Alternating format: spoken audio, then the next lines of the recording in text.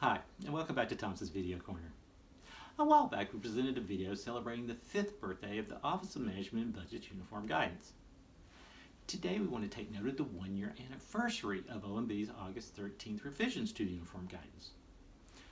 While only a couple of the provisions in the revised guidance went into effect immediately, and generally became effective for new awards and modifications to existing awards on November 12, 2020, the revised guidance came out for all to see a year ago on August 13th.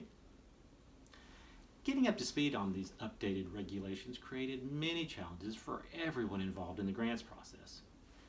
Many financial assistance recipients had to update their internal policies and procedures to ensure that they complied with the revised guidance.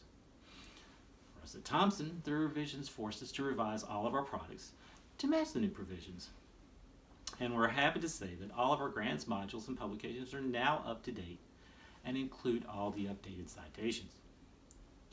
One of the more confusing topics that was included in the revised guidance was a new provision at 200.216, commonly known in the industry as the Huawei ban, which addressed telecommunications equipment and other covered technology.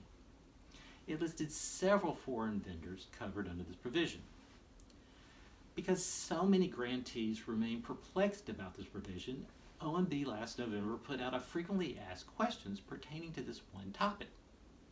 Since then, it has rolled those questions and answers into an encompassing 2 CFR 200 frequently asked questions, which can be found on our website. Some of the revisions that are of key interest to grantees include the change in the closeout provisions at 200.344, which increased the number of days for recipients to submit closeout reports and liquidate all financial obligations from 90 days to 120 days.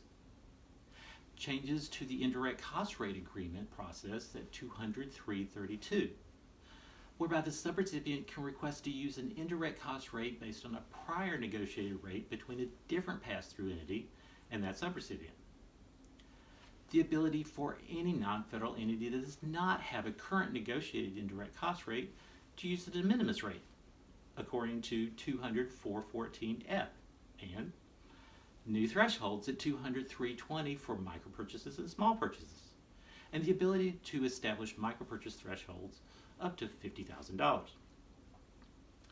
While the Uniform Guidance aims to be as inclusive as possible for all grant programs to ensure compliance and limit mismanagement of federal funds, recipients still have questions. Along with relying on our grants compliance expert to stay abreast of the latest updates in the federal grants community, grantees can attend Thompson Grants' range of webinars and forums and get customized training if necessary to address any of those difficult questions you have to ensure that you don't lose your federal financial assistance.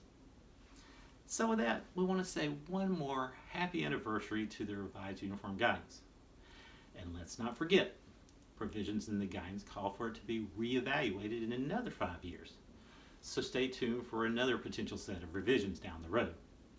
We can hardly wait. Thank you and have a good day.